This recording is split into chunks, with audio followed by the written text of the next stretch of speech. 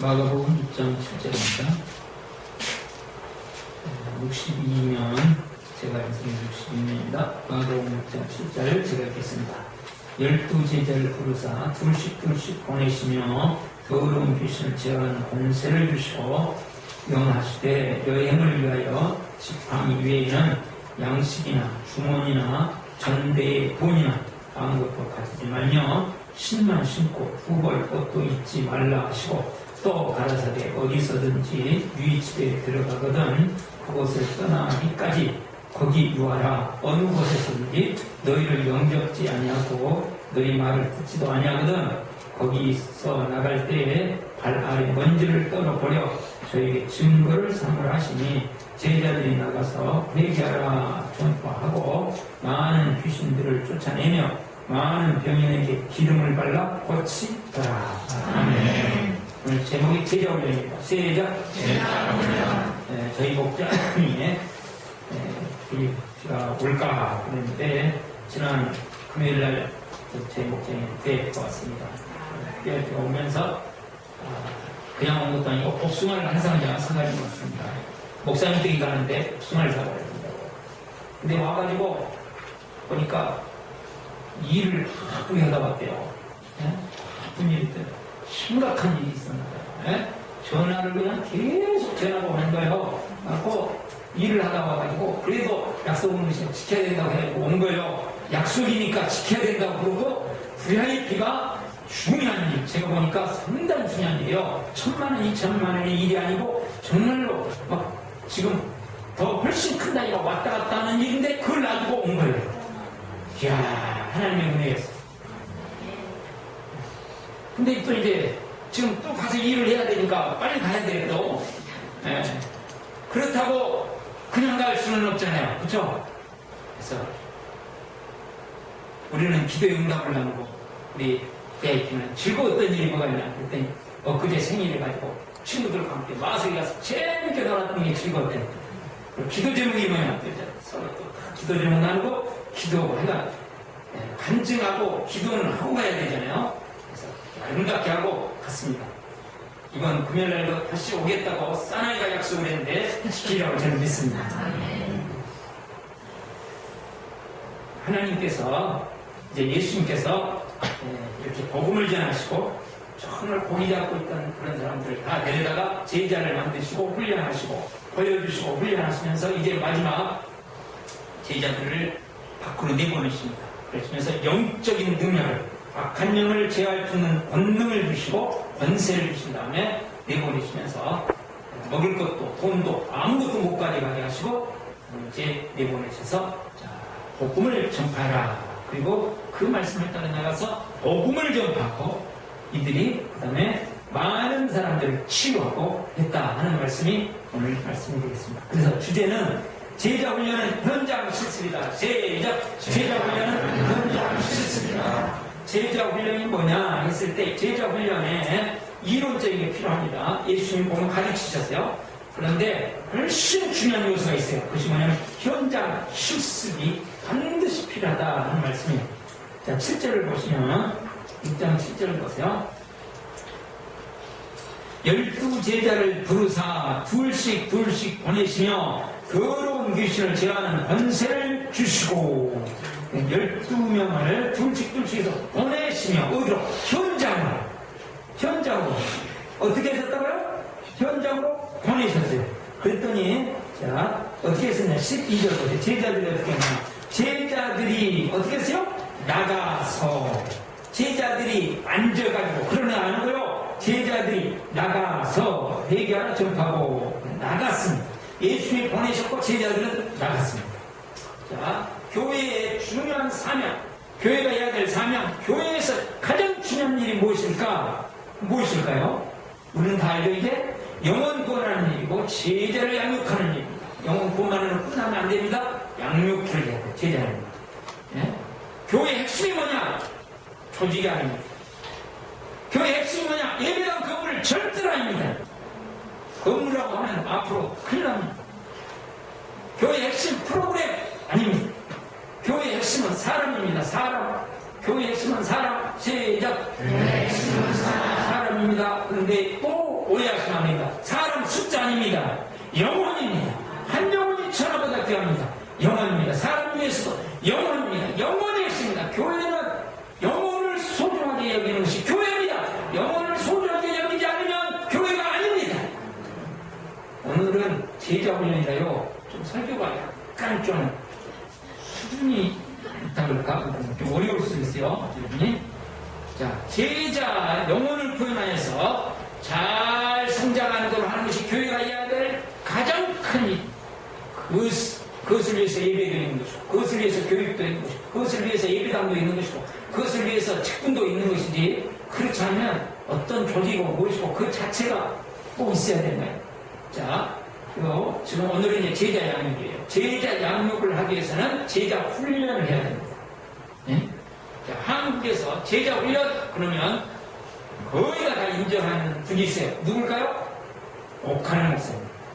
우리 옥하는 목사님이 한국에 제자 훈련을 하셨어요. 그리고 이 제자 훈련을 통해서 한국교회에 엄청난 영향을 끼치셨고 좋은 영향력을 끼치셨어요. 그러면서 그분이 제자 훈련을 딱 하면 광인론이라고 가르친대요. 저는 안 가봤어요. 광인론, 미쳐란 말이죠. 제자 훈련. 그러면서 한국교회가 고쳐야 될 게 세 가지가 있다. 뭐냐? 첫 번째, 교리는 있는데 복음이 없다. 십자가의 복음, 부활의 복음이 없다. 교리만 있을 뿐이다. 정말 많은 말씀을 했습니다. 두 번째, 예배는 있는데 양육 프로그램이 없다. 지금 한국교회는 지금은 이 제자훈련의 영향으로 양육 프로그램이 거의 다 있습니다. 그렇게 만들었습니다. 옛날에 없었어요. 맨 뭐야 예배했으면 그냥 예배했죠. 저도 그래도 예배를 좋아해요. 그 전에 여러분 아시나요? 주일 날 예배, 주일 오후 예배, 오후에 예배 또 있고 그다음 주일 저녁 기도에 그냥 계속 모였어요. 예배가 좋은 줄 알아요. 그다음 하나는 비전이 없다. 특별히 평신도를 통한 비전이 없어요. 다 목회자 중심입니다. 근데 이제 평신도를 위해서 깨운다. 그리고 좋은 영향을 많이 미치셨어요. 그런데 이 제자 훈련하면서 목회를 하면서 이제 목회를 그만두실 쯤에 담임 목사를 은퇴할 쯤에 제자 훈련에 핵심적으로 필요한 것이 있다. 본인이 말씀하셨어요. 그것이 무엇이냐? 영적인 능력이 상실했다. 제자 훈련하다 보니까 머리만 꽉 쓰다 보니까 영적인 능력을 상실했다. 그래서 왜요? 합동측, 여러분은 뭐 잘 모르겠지만 합동측 교회에서 조용기 목사님을 뭔가 모시고 집회를 한다는 것은 쉬운 일이 아니에요. 그런데 조용기 목사님을 모셔다가 저희 교회에 집회를 했어요. 영적인 능력을 회복해야 된다. 저는 오크land 목사님 진실한 분이라고 생각합니다. 본인 교회도 그렇고 끼치는 영향력도 대단했음에도 불구하고 다른 분에 내가 부족한 것을 솔직하게 인정하고 받아들였어요. 자, 이렇게 하나님께서 이 시대에 쓰셨던 훌륭하신 분임에도 불구하고 훌륭한 은도음에도 불구하고 좀 아쉬운 것이 있었습니다. 뭐냐면 하나는 영혼 구원을 약화시켰어요. 영혼 구원. 새생명 축제라는 걸 통해서 이걸 극복하시려고 참 노력을 하셨지만 그러나 다락방을 통해서는 거의 전도가 안 됩니다. 제자 훈련하신 분들을 그 밑에 있는 제자들을 제가 여러 명 친밀하게 알고 있거든요. 그래서 이쪽 부분이 약화됐어요. 또 하나는 뭐냐면 제자 훈련을 성경 공부를 해요. 저도 그래서 제자 훈련을 뭘로 생각하면 성경 공부를 생각해요. 그런데 이것을 극복하도록 하나님께서 또 다른 분을 한 분 세우셨어요. 그분이 성이 최씨예요. 이 최한기 목사님을 통해서 영혼 구원의 교회에는 초점을 맞춰야 됩니다. 그것을 함께 하시고 그 다음에 하나 성경 공부가 제자 훈련이 아니다. 성경 제자 훈련은 반드시 삶을 바꿔야 된다. 그래서 이름을 바꾸세요. 삶 공부. 그런데 삶 공부가 더 한 발 나가서 삶 공부가 우리는 특징이 그냥 이론만 배우는 게 아니잖아요. 우리 전부 실습이죠. 그런데다가 더 나가서 가정교회에서 뭐라고 말씀을 하셨냐면 우리는 제자훈련이 삶 공부가 아니다. 이건 획기적인 말이에요. 제자훈련이 어디서 이루어진다? 제자훈련은 목장에서 이루어진다. 그래서 목장을 통하지 않고 예수님의 제자는 안 된다. 저는 이거 핵심 중에 핵심으로 중요한 문제였습니다. 그래서 근데 오늘 말씀을 보면 예수님이 그리스도의 제자를 만드시는 데에 이런 교육했어요. 보면 가르치셨어요. 예수님의 3대 교육 때 하나 바로 6절 하반절을 보시면 예수님 가르쳤어요. 가르침이 없는 게 아니에요. 6절 보시면 이에 모든 촌에 두루 다니시며 가르치시더라 그랬거든요. 예수님의 중요한 사역 중에 하나 가르치는 사역이기 때문에 가르치셨어요. 무엇에 통해서 이론 교육이 있었다는 말이죠. 그러나 이론 교육만 있는 게 아니고 반드시 그 다음에 뭐가 현장 실습. 시작. 현장 실습. 그리스도의 제자는 현장의 실습을 통해서 만들어진다. 그 현장 실습하는 교회 안에 조직을 말하는 목장 그런 것이 현장 실습을 하지 않는 이런 것들은 안 된다. 그리고 이제 만들어주셨어요. 여러분 실제로 이걸 만들었어요. 현장으로 보내시고 제자들이 나가지 않아요. 현장으로 나가는 거죠. 예수님이 제자 훈련을 시키실 때 그런 말씀하는 것이 아니고 제자들을 현장으로 수없이 돌아다녀요. 보세요. 제자 훈련 시킬 때 제자들은 어디다 가다는 과정은 거의 없어요. 산상수 이런 것만 제자들 따로 모아놓고 오셨지 주로 다니시면서 가르치셨어요. 현장에서 보여주면서 가르치셨어요. 현장으로 동떨어지게 말씀만 하신 게 아니에요. 우리가 일반적인 것도 생각해보세요. 자, 운전면허증. 이론으로 운전은 이렇게 해야 되면 뭐 어떻게 해야 되면 차량은 이렇게 하면 이론 학교에 있다면 면허증 줘야 안 줘요? 안 줘요. 세상에서 운전면허증도 반드시 실습을 해야 돼요. 왔다 갔다 하든지 간에 뭐 대강 하든지 간에 요즘에 또 면허증 딴 사람들 있죠? 그냥 요즘 너무 쉬워가지고 쉽다는데 저는 4번이나 떨어진 동사입니다. 실습에 저 이론할 때 이론 시험 보고 나서 저 박수 쳤다니까요. 그런데 그 다음에 실수가 떨어졌다니까요. 안 줘요. 의사를 생각해보세요. 의사 만약에 외과 의사다. 그런데 뭐 모르는 지식이 없이 어마어마한 지식을 가지고 있어요. 그런데 어떻게 사람을 칼로 어떻게 그냥 한 번도 수술을 해본 그거 본 경험이 없어요. 여러분 가서 수술 받으시냐? 아니잖아요. 의사를 실제로 사람을 열어보고 그 역한 냄새가 대단하다는데 열어보고 째보고 이어보고 꺼내보고 나는 바느질을 타고나게 못해. 바느질 못하면 안 돼요. 이거 바느질도 잘해야 돼요. 의사는. 예? 한의사가 됐죠. 동의보감을 다 해보고 막 난리가 났어요. 뭐 모르는 책이 없고 막 다 해. 근데 아프게 어떻게 침을 넣어요? 침을 나오면 되겠죠. 침몇도 못해. 한의사예요 이거? 실습을 반드시 거치게 반드시 실습이 들어야 된다. 이론만이 제자가 아니라고요. 그리스도의 제자는 실습으로 만들어진다고. 이론을 기초로 반드시 실습으로 만들어진다고. 실습으로 만들어져요. 실습으로. 네? 정말 안타까운 문제예요. 자, 예수님이 제자들을 지금 훈련시키실 때 실습을 시키시는데 어떻게 실습을 시키십니까? 혹독하게 시키십니다. 대충 시키시지 않습니다. 정말 힘들게 시키십니다. 보세요. 제 얘기가 아니고 7절, 8절을 보세요. 제자들을 보내시면서 어떻게 하냐면 명하시되, 자, 명하십니다. 여행을 위하여 여행 지금 전도 여행이에요. 너무 힘들어요. 힘든 여행이에요. 뭐 돈 벌러 가는 것도 아니에요. 사업자 가는 것도 아니에요. 전도 여행이에요. 지팡이 외에는 양식이나 주머니나 전대의 돈이나 아무것도 가지지 말고. 돈이 필수해요. 옛날나 지금이나. 돈 가지지 말라는 거죠. 먹는 거 필수해요. 먹는 것도 가지지 말아요. 지팡이 하나 들고 오래요. 어마어마한 훈련이에요, 지금. 그 다음에 신만 신고 두 벌도 입지 말라. 뭐예요? 가방이 필요 있어요, 없어요? 전혀 없어요. 여행 가면서 우리 2박 3일 가도 가방 안 가지고 간 분 계세요? 혹시? 가방도 들지 말고 가는 가방도 들지 말고 뭘 먹고 살고 어떻게 어떤 저걸로 또 냄새나서 어떻게 하는 말이죠? 그냥 이상해요 이거. 예수님이 혹독하게 훈련시키시죠. 제가 보니까 가정교회를 조금 어려우면 다 힘듭니다. 목장 어려우면 대체적으로 힘들어요.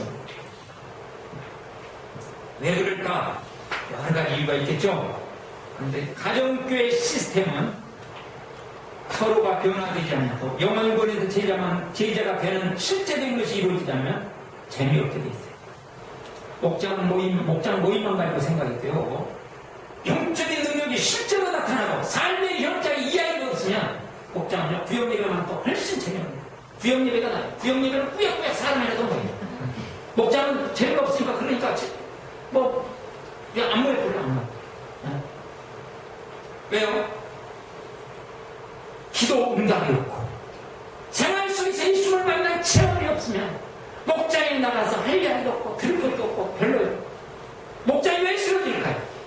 예, 중요한 이유 중에 하나, 실제적으로 영혼 구원을 위해서 시간을 투자하고 영혼 구원이 이루어지지 않고 이론만 가지고 모이려고 그러면 목장은 재미없는 것이, 목장은 그렇게 돼 있어요. 시스템이 그렇게 돼 있어요. 예? 보니까 제가 죄를 발견한 거예요. 한마디로 말하면 껍데기로 신앙생활을 하지 못하도록 만들어 놓은 것이 가정교회 시스템이에요. 가정교회 시스템이 아닌데는 껍데기로 신앙생활을 더 재밌게 얼마든지 교회 생활하게 만들어져 있어요. 그러나 가정교회는 그러면 안 돼요. 그러면 재미가 없어지게 돼 있어요. 교회 생활하는데 재미가 없게 없어지게 돼 있어요. 그건 뭐예요? 진짜 하나님, 진짜로 그리스도의 제자로 양육되도록 만들어져 있는 것이 가정교회 시스템입니다. 우리가 잘 지금 소화를 못해내서 그렇지 정말 대단한 시스템이라고, 대단한 거예요. 대단한 놀라운 것입니다. 왜냐하면 껍데기를 이렇게 합리화시켜줘 버리면 나중에 주님 앞에 갔을 때 큰일 납니다. 껍데기를 합리화시키는 거예요. 껍데기로 폼 잡지 못하도록 만든 것이 목장이에요. 진짜를 가지고 모여야 합니다. 그러면 그 안에는 어느 곳에서도 맛볼 수 없는 폭발적인 성령의 역사를, 하나님의 은혜를, 하나님의 임재를 경험할 수 있는 곳이 목장이라고 믿습니다. 아멘. 여러분이나 저나 그런 축복이 있기를 바랍니다. 아멘. 제자 훈련은 뭐라고요? 현장 실습입니다. 현장에서 그럼 무엇을 실습시키는가? 첫 번째로 회개하라는 선포입니다. 시작! 회개하라는 선포입니다. 12절 보세요. 제자들이 나가서 회개하라 전파하고 그랬어요. 회개하라 전파. 전파 그 말은 자칫 잘못하면 이렇게 오해를 할 것 같아서 이 단어가 훨씬 좋습니다. 본래 쓰여진 단어는 우리 표준사번역에 나와 있듯이 선포라는 단어가 훨씬 낫습니다. 선포요. 가서 선언하는 거예요. 예?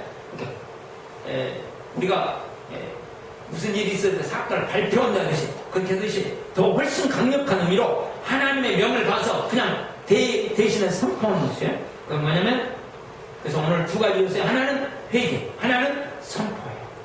자, 예수를 안 믿는 사람들이, 지금 예수 안 믿는 사람들에게 나와서 내용이 뭐예요?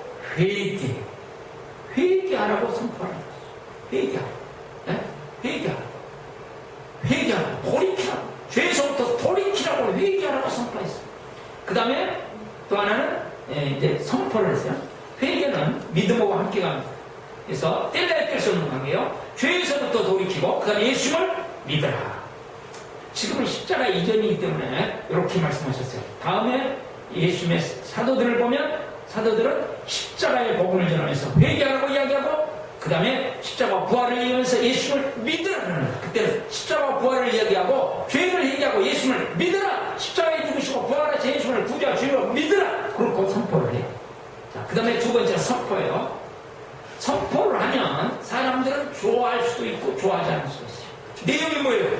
회개하라는 것이잖아요. 돌이키라는 것이잖아요. 삶을 바꾸라는 것이잖아요. 뭐 잘하고 있다 그런 게 아니고 그 삶에서 돌이키라면 멸망이니까 큰일 나니까 영원한 멸망으로부터 벗어나라 그런 거 아니에요. 그러니까 다른 말로 하면 무슨 말씀이면 복음은 타협하지 말라고. 사람이 좋아하든지 싫어하든지 복음을 타협하면 큰일 난다는 거죠. 인류가 끝나는 것이에요. 뭐 경계를 좀 잘못했다 그것은 별 볼일 없어요. 영원의 문제가 달린 문제예요.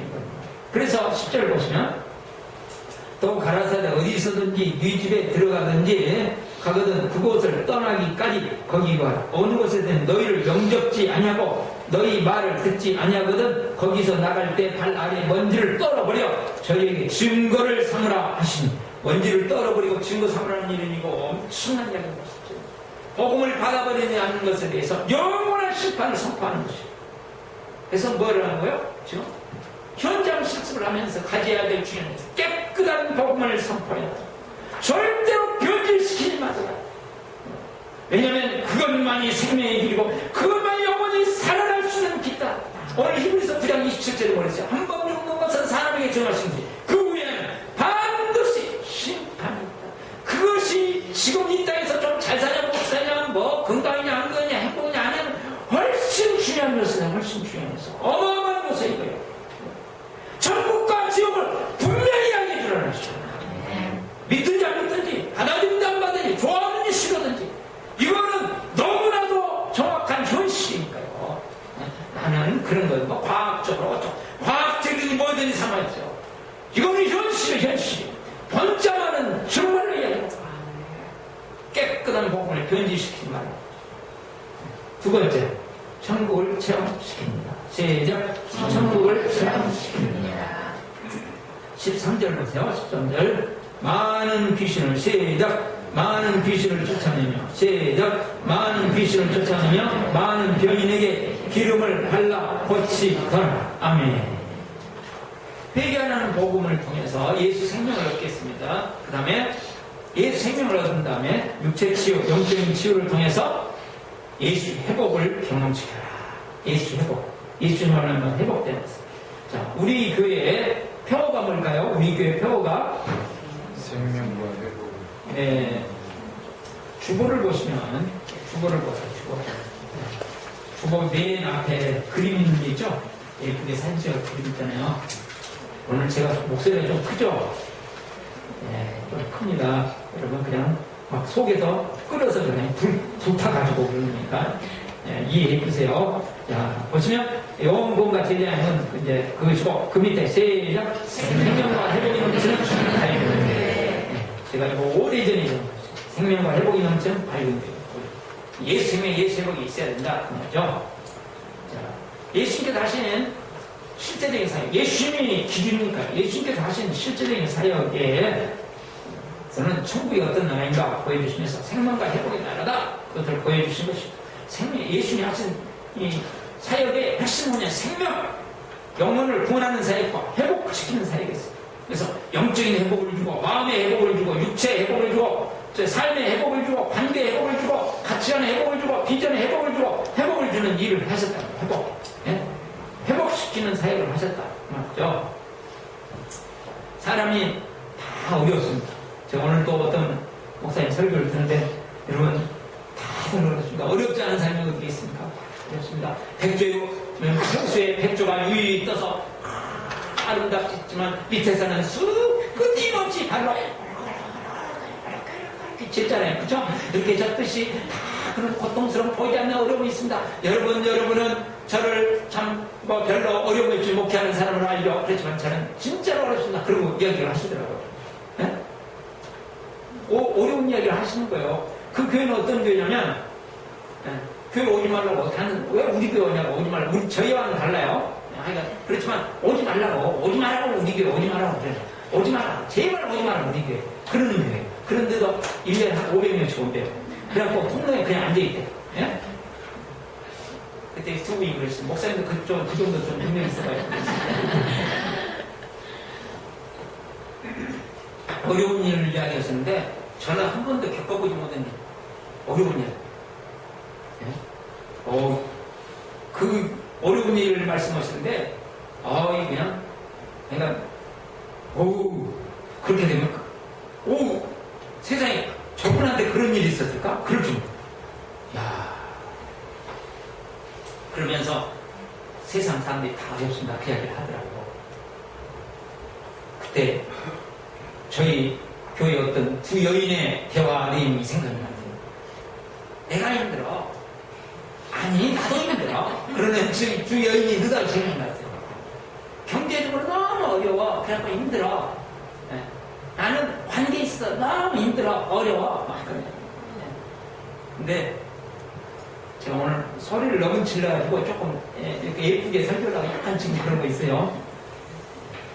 근데 어려운 가정 이야기를 하는 거. 방금 전에 상담한 것 같아요. 목사님이 돈 많은 사람도 많이 상담해보고 좋은 대학 나와서 박사 몇 개 가는 사람도 상담해보고 돈 없는 사람도 상담해보고 정말 상담해봤는데 다 어려운 일이다. 근데 이 가정은 진짜로 우리 교회는 이렇게 어려운 사람 없어요. 어려운 가정. 여러분 자폐 한 명만 가정이 있어도 어떻게 돼요? 정말 어렵죠? 여기는 5남매인데 정신적으로 심각한 사람이 4명. 자녀가 5남매인데 4명이나 이거 어떻게 살아요?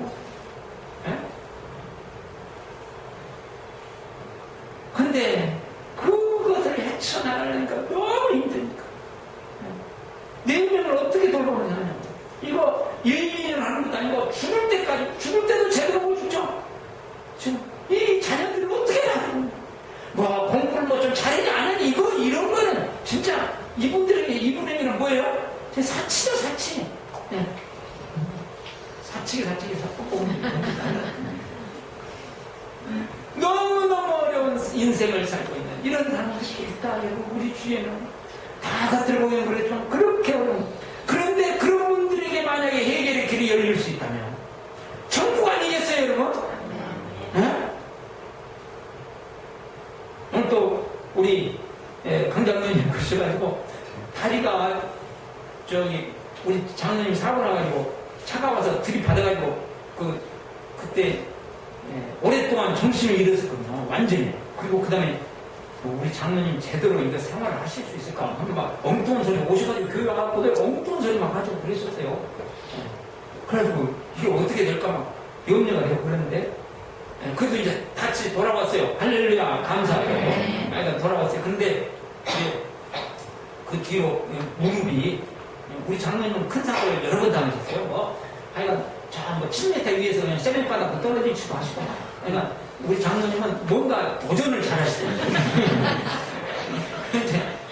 이 차가 와서 받아가지고 얼마나 떨었던지, 깨어나지를 못하고 있다가 다음에 하나님 은혜로 깨어났는데 무릎이 너무 아프셔갖고 그 뼈가 돌아다닐 때 뼈가 이렇게 이미 하고 뼈가 이렇게 조각나가지고 돌아다니는 것 같아요. 그리고 그랬는데 한번 가서 최 목사님한테 기도를 받으시고 그게 지금 깨끗이 나가지고 괜찮으시고 뼈 돌아다니는 뼈도 없대 지금. 그것만 해도 얼마나 감사해요. 그런데 만약 이 가정은 4명 이 가정에 진짜 예수님의 이름으로 완전히 천국 생활 아니에요. 이거 천국이 이분들에게는 학교를 가냐 안 가냐 이거 아무 상관이 없잖아. 그 정신적인 문제만 해결되면 정말 그런 실제적인 것을 경험시켜야 되죠. 경험시켜야 돼요. 우리 지난 주일 저녁 우리 기도의 삶에서 우리 들으셨죠? 파키스탄은 이슬람 국가입니다. 이슬람은 예수 믿으면 막 목다 뿌리고 막 그럽니다.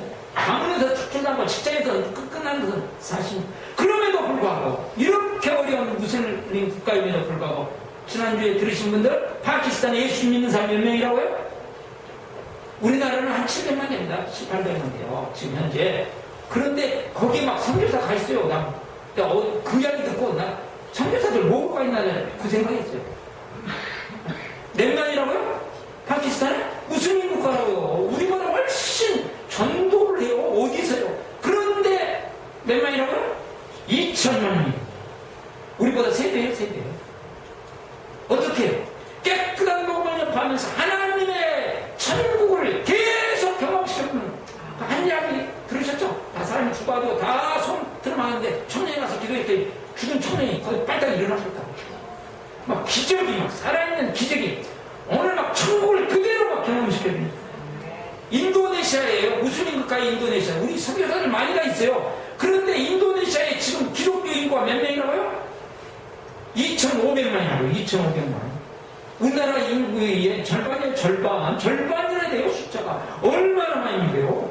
그것이 어떻게 이루어져? 무슬림 국가에서. 그렇게 박해가 심한 무슬림 국가에서. 이건 뭐 직장에서 좀 어렵니, 뭐 승진이 안 되니, 뭐 이런 거 문제 아니죠. 뭐 주일날 공부를 뭐 어떻게 하니, 뭐 이런 거는 거기서는 게임도 안 되죠. 그런데도 그들이 예수를 믿고 목숨을 걸고 인생을 걸고 예수를 믿을 수 있는 것은 뭐예요? 천국을 체험해보는 거예요. 천국. 진짜구나. 그러고.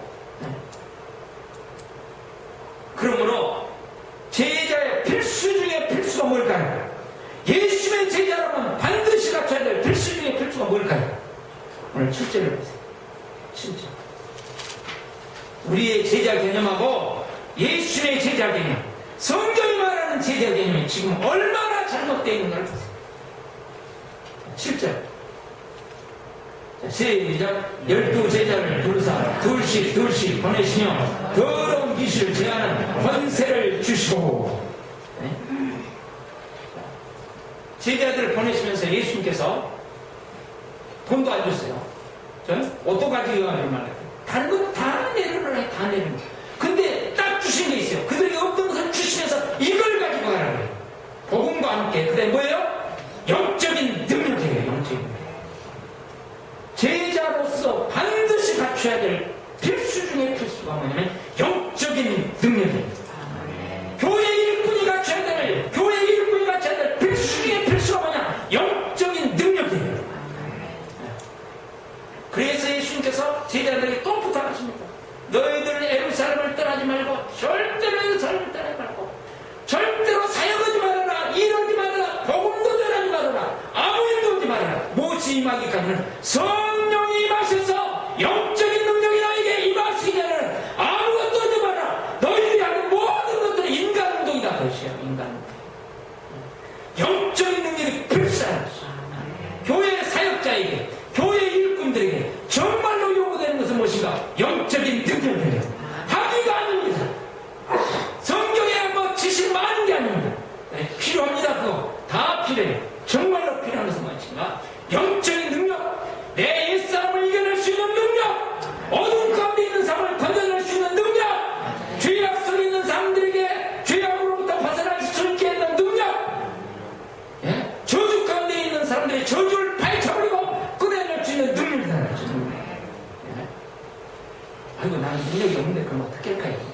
그리고 에이, 나는 그러면 안 해버려야 돼. 그게 아니죠. 능력을 구해야죠. 지금이라도 능력 있는 사역자들, 능력이 있어야만 그리스도의 제자. 그리스도의 제자는 지금 훈련시키시면서 예수님 하셨던 중요한 것은 영적인 능력이다. 사도들을 보세요. 사도들을 보실 때 그냥 민권이다. 실제적인 영적인 능력이죠. 자, 그러면 어떻게 영적인 능력을 우리가 받을 것인가? 이건 문제입니다. 중요한 것은. 그럼 천국을 내가 체험하고 천국을 체험시켜야 되는데, 그러려면 우리의 영적인 능력이 필수라는 거죠. 자, 영적인 능력이 그런 무엇인가? 누구나 인정하는 것이에요. 그거는 기도입니다. 기도가 첫 경륜이 첫 개. 사도행전을 쭉 보시면 교회가 성령으로 충만해질 때가 있어요. 교회 공동체가 그때는 말씀이나 하나님의 말씀을 붙잡고 하나님의 말씀을 선포하고 하나님의 말씀을 선포하고, 또 하나는 함께 기도할 때. 중요한 것이 함께 기도. 시작. 함께 기도. 근데 함께 기도할 때가 두 배가 많습니다. 기도할 때 정말로 하나님 앞에 다 내려놓고 하나님만을 구하며 기도할 때. 그래서 예루살렘을 떠나지 말고 성령이 입까지 기다려라. 그때 뭐였어요? 제자들이 기도에 전념했어요. 예수님께서 베드로에게 사탄이 너희를 밀가루 든 너를 밀가루 한다. 그러므로 너희는 깨어 기도하라. 제자들에게도 깨어 기도하라. 그런 영적인 능력이 나타나는 반드시 기도가 필수라는 것을 예수님이 말씀하셨고 초대교회가 그렇게 했습니다.